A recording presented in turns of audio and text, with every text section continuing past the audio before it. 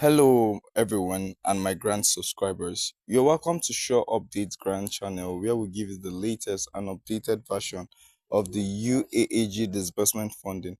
If you're new on my channel, please consider subscribing by clicking the notification bell so that whenever we publish our new content, you'll be kindly notified.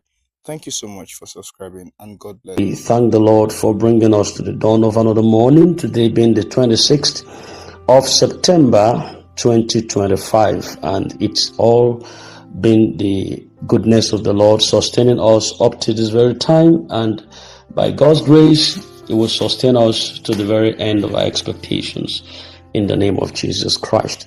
All right, I want to delve into the comparison between the Pioneer and the UAAG disbursement funds, the interconnections between them, and why each of them matters, but at the same time we have a form of like a body to hand connection, and both funds that is coming to the masses are actually very, very important in the season where we needed to be clear about one thing that has become the loudest slogan in the grant community. Has been said: no pioneer, no disbursement. Now, it's not just a mere catchphrase. It appears to be the truth that governs the reality of how these funds are actually structured, approved, and eventually released. Now, a lot of people are confused and some are restless, but understanding the foundation of this matter is going to help to bring a level of calmness and also assurance to us right on this in this ecosystem.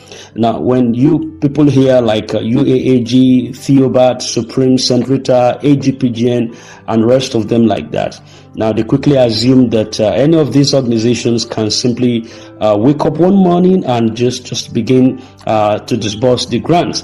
Now, these organizations may be platforms, but the heartbeat of the grant ecosystem in Nigeria lies with Pioneer. You know why?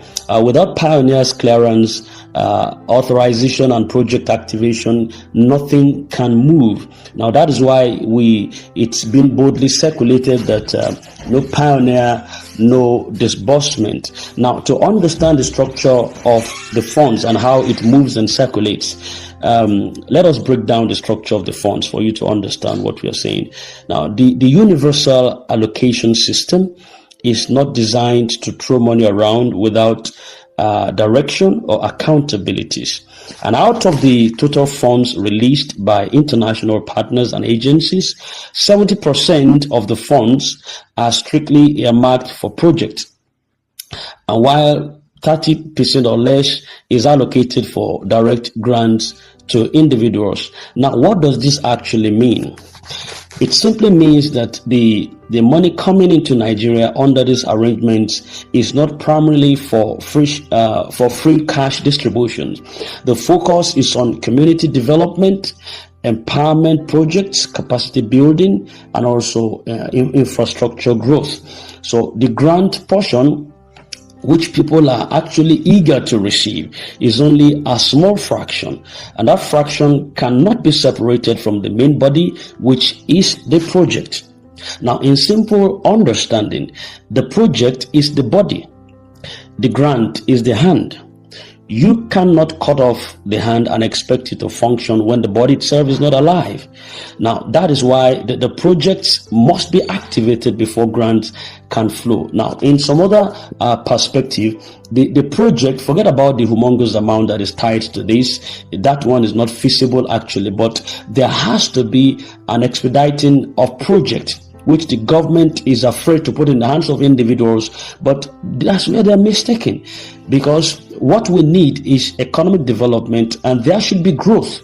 Someone who didn't even go to school can also exhibit a project, can hire a qualified, principled, intellectual personnel to work for him, and all that. You understand? Okay, that by the wayside. Now, why the project comes first, actually? The big question that people often ask is, why can't they just share the grant first? Now, the answer is very simple. The funds were not given for charity. They were given for transformation, for the know. the international system that releases this money wants to see impact. In other words, they want to see that schools are built, hospitals are renovated, businesses are supported, technology hubs are also established, then agriculture is also strengthened, and poverty is truly reduced within the country and Nigerian metropolis. Now, if they release this grant money without ensuring that the projects are in place, the purpose is going to be defeated. People may spend the money or spend the fund on personal luxuries, and nothing is going to remain to show for it in the long run. You understand? So, but when the projects are solid, jobs are created, communities benefit from the same, and the grant becomes an additional blessing to individuals who are part of this larger vision, then the system is actually accomplished. And that's exactly the mission of the international donors. So before anyone dreams of disbursement, Pioneer must stand up to secure the project. And that is why no organization can claim to disburse ahead of Pioneer. The money is tied to projects, and the projects are tied to Pioneer. So it's quite so important for you to think of this.